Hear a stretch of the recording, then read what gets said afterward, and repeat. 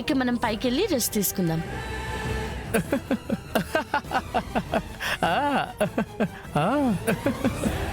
ఈ టైంలో అరుపులేంటి? ఎక్కడి నుంచి వినిపిస్తున్నాయి? హాయ్.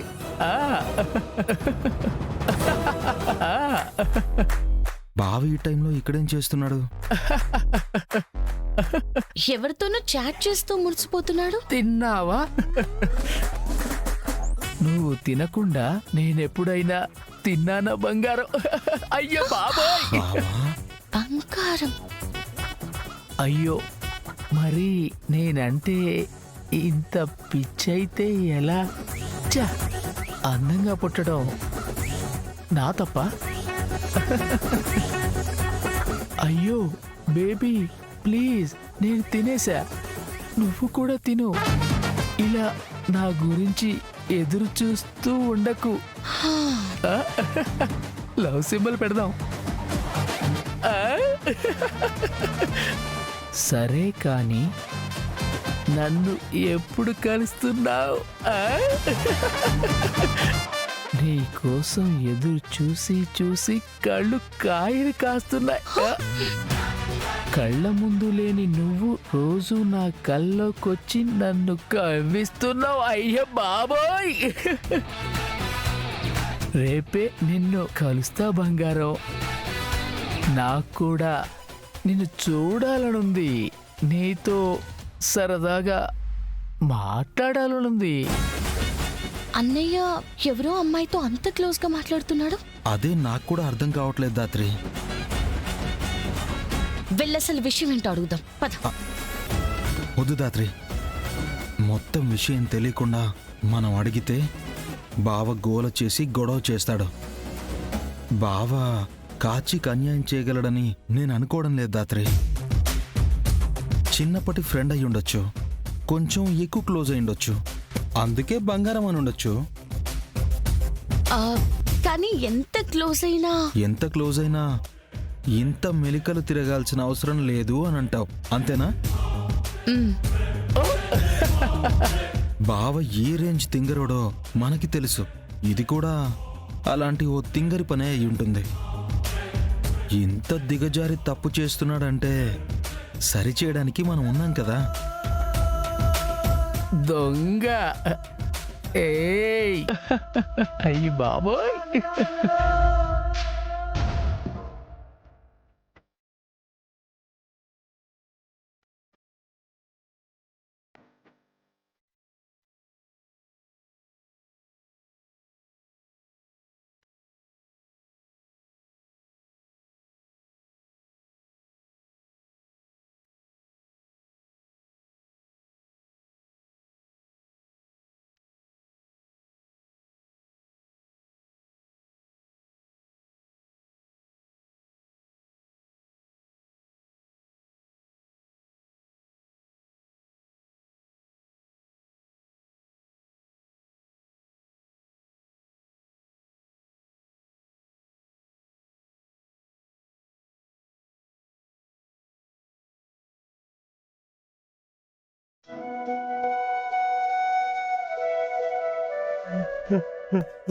మా అమ్మ చనిపోయి ఎన్నేళ్లైనా ఇంకా భర్త లేని ఒక తల్లిగానే మిగిలిపోయింది.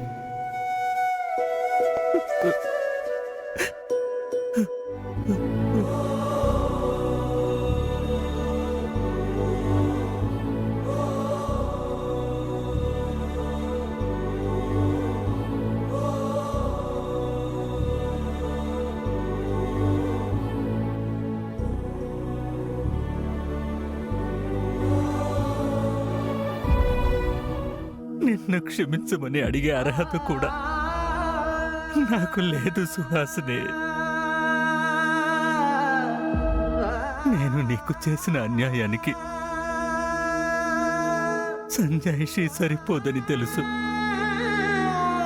నా వల్ల నువ్వు కేదార్ అవమానాలు పడ్డారు. మొన్న పేరెంట్స్ మీటింగ్ కి మీ అమ్మ నాన్న వచ్చారు, మా అమ్మ నాన్న కూడా వచ్చారు. మరి వీడికేంట్రా వాళ్ళ అమ్మ కొత్త వచ్చింది? మనకంటే నాన్నెవరో తెలుసు, నాన్నున్నారు, నాన్న పేరు తెలుసు. మరి వీడికి తెలియదు కదా.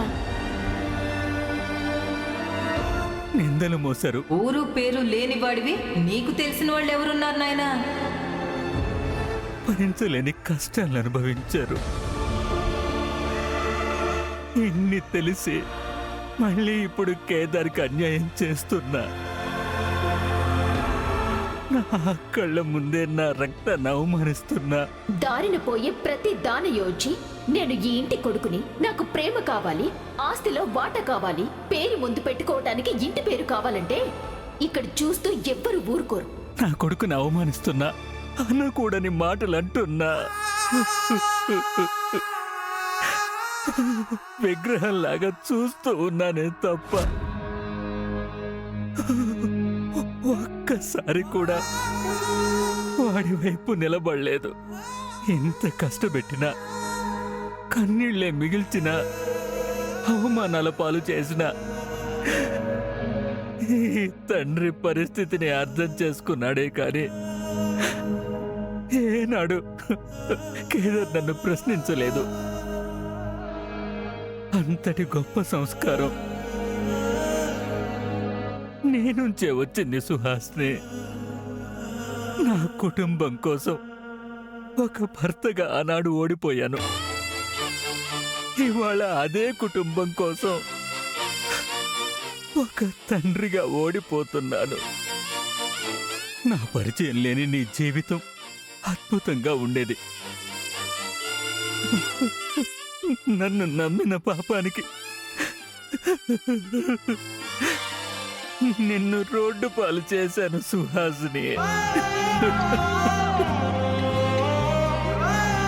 నాన్నని కన్విన్స్ చేసి మా అమ్మ ప్రేమకి, నా పుట్టుకకి అర్థం వచ్చేలా మా నాన్నతో మా అమ్మకి పిండం పెట్టించలేకపోతున్నాను. నాన్న భర్తగా అమ్మకి పిండ ప్రదానం చేసిన రోజే అమ్మ ఆత్మ శాంతిస్తుంది దాత్రి, శాంతిస్తుంది దాత్రి. సుహాసిని, మరో జన్మంటూ ఉంటే మళ్ళీ నిన్నే ప్రేమిస్తా. కానీ అప్పుడు ఎవ్వరి కోసం నిన్ను వదులుకోను. ఎంత కష్టం వచ్చినా నీ చెయ్యి వదలను.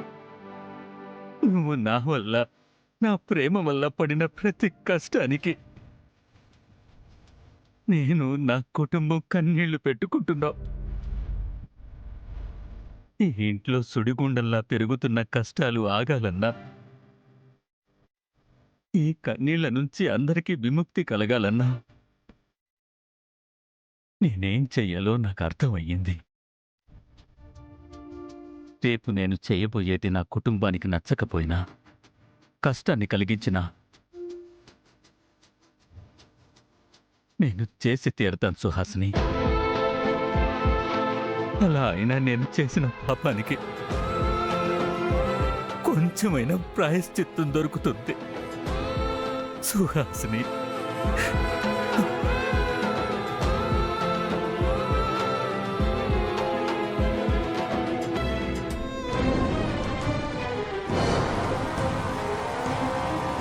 నానా నానా, ఇంత పొద్దున అంత కంగారుగా ఎక్కడికి వెళ్తున్నారు? కంగారు పడుతున్నానా? అలాంటిదేం లేదే. హెల్త్ ఏమన్నా బాగాలేదా? బాగుంది.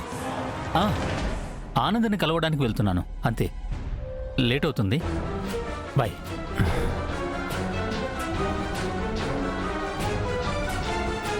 ఏదో జరిగింది, లేదంటే ఇంత కంగారు పడరా. బో బో యాడుండావు బో? బో అబ్బోడా అబ్బోడా, మీ నాయన ఏమన్నా చూసుండావా? ఆనంద్ అంకుల్ని కలవడానికి వెళ్ళారు. అవునా? ఇప్పటిదాకా ఈయనే ఉండుండాడు కదా, ఇంతలోనే వెళ్ళిపోయి ఉండాడా? నేను కాఫీ ఇద్దామని వచ్చుండాన్రా.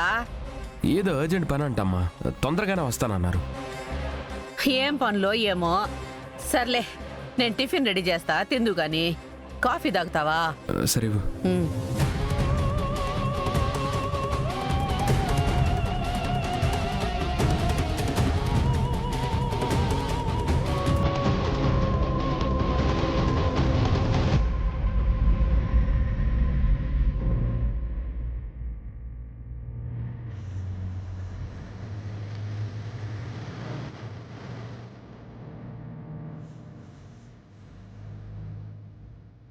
మన వాళ్ళు అన్నదానం మొత్తం అరేంజ్ చేసేసారు. పిండ ప్రదానం ముగించుకుని వచ్చేస్తే అన్నదానం మొదలు పెట్టొచ్చు.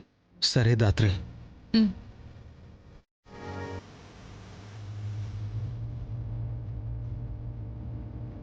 చూస్తూ ఉండు కేదార్, ఏదో ఒకరోజు మావయ్య గారే అత్తయ్య గారికి పిండ ప్రదానం జరిపిస్తారు. ఆ రోజు నీ అడుగులు తడబడతాయి, మాటలు దొర్లుతాయి, నీ కళ్ళు ఆనందంతో చెమ్మగిల్లుతాయి. ఆశ కోల్పోకు కేదార్. ఆశ లేకుంటే మనిషి ముందడుగు వేయలేడు తెలుసా? హ్మ్. సరే పద. నమస్తే పంతులు గారు. నమస్తమ్మా. పిండ ప్రదానం గురించి మీతో నిన్న మాట్లాడాం కదా. అవునవును, ఇంకో పంతులు గారు పిండ ప్రదానం చేయిస్తున్నారు. ఆయన వెళ్ళిన వెంటనే మీ కార్యక్రమం మొదలు పెడదాం. అలాగే పంతులు గారు. కేదార్ పద. కేదార్ ఇలా కూర్చో.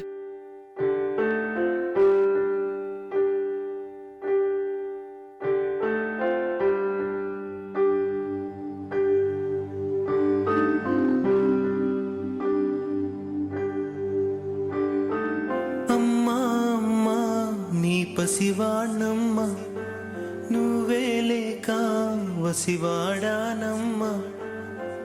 మాటే లేకుండా నువ్వే మాయం, కన్నీరవుతోంది ఎదలో గాయం.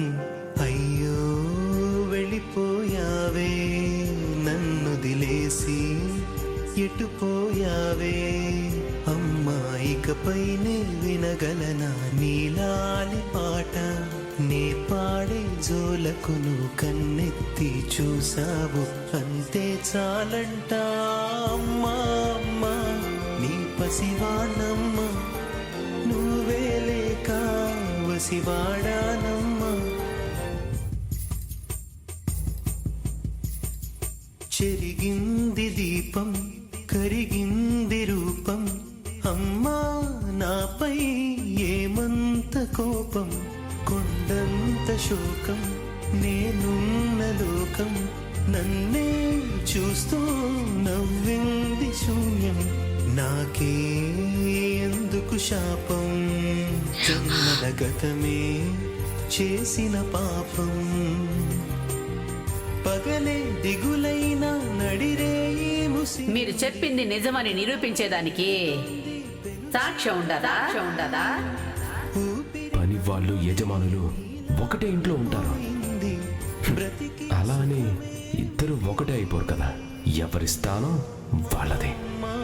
నీ పసివాణమ్మ, నువ్వే లేక వసివాడానమ్మా.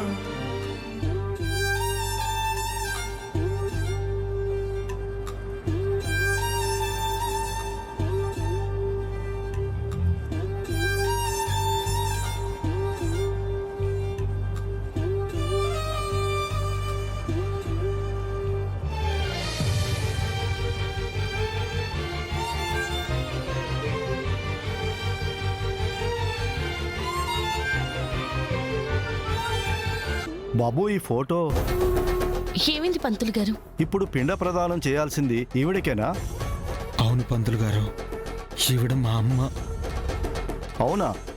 మరి అతనెవరు?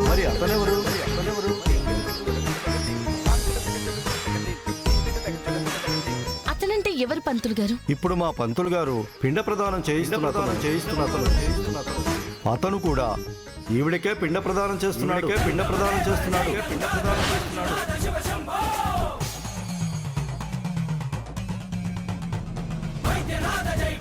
ఏంటి, మా అమ్మకి పిండం పెడుతున్నారా? ఎవరతను? పేరు తెలీదు, ఈ చుట్టుపక్కల ఎప్పుడూ చూడలేదు. పొద్దున్నే వచ్చి మా పంతులు గారితో మాట్లాడి కార్యక్రమం జరిపించుకుంటున్నాడు. ఆ పంతులు గారు ఇప్పుడు ఎక్కడున్నారండి? నది ఒడ్డున కార్యక్రమం జరిపిస్తున్నారమ్మా.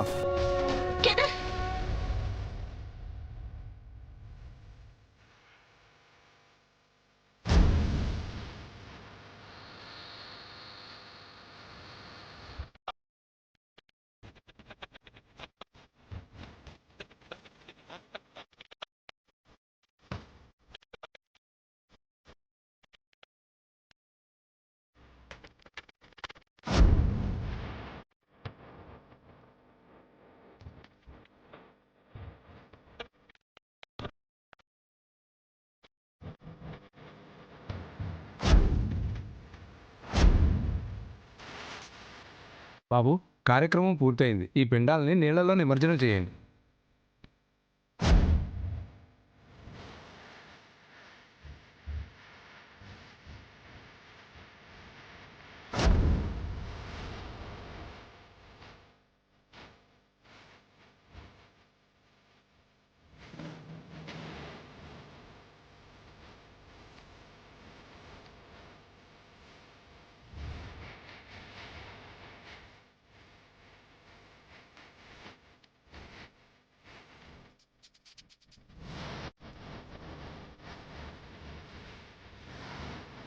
కేదార్ మెల్లగా.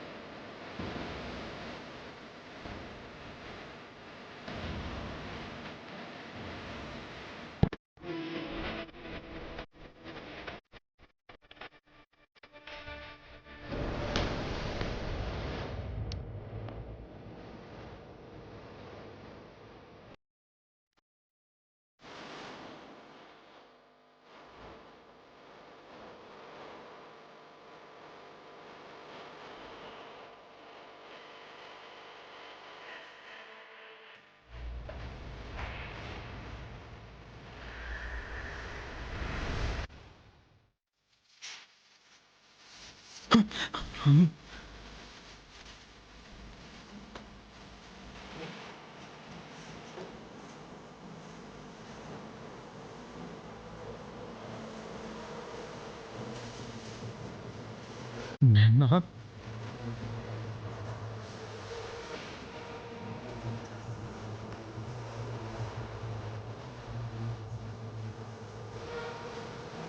నాన్న,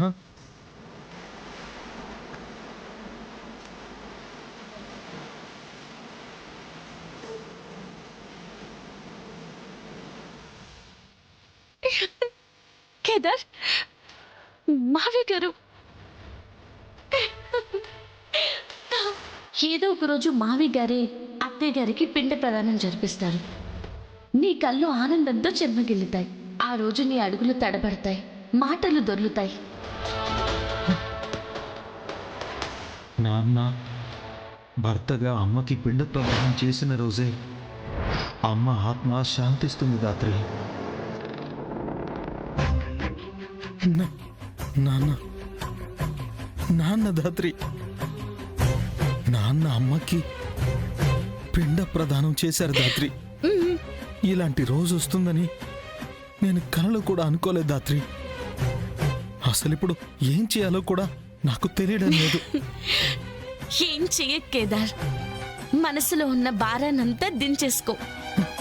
నీ కన్నీళ్ళ బరువు ఆ భగవంతుడికి అర్థమైనట్టుంది. అందుకే నీ కళని నిజం చేసేసి నీ కళ్ళ ముందుకు తీసుకొచ్చాడు. నువ్వప్పుడు ఇప్పుడు అసలు ఎప్పటికీ ఫెయిల్యూర్వి కాదు. ఏ విషయంలోనూ నువ్వు ఫెయిల్యూర్వి కాదు. ఈ సమాజం అడిగిన ప్రతి ప్రశ్నకి నీ తరఫున మీ నాన్నే సమాధానం చెప్పారు. ఇక నువ్వెప్పుడు అనాథమని వినాల్సిన అవసరమే లేదు.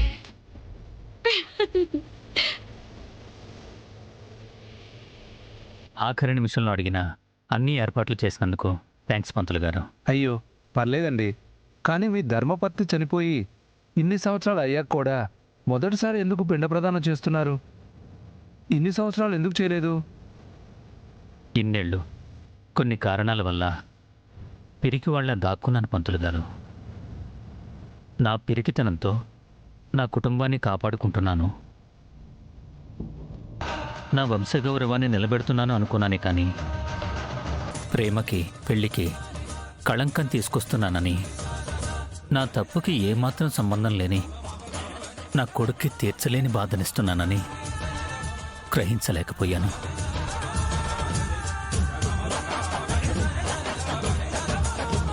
మీ మనసులో ఉన్న బాధ నాకు అర్థమవుతుంది.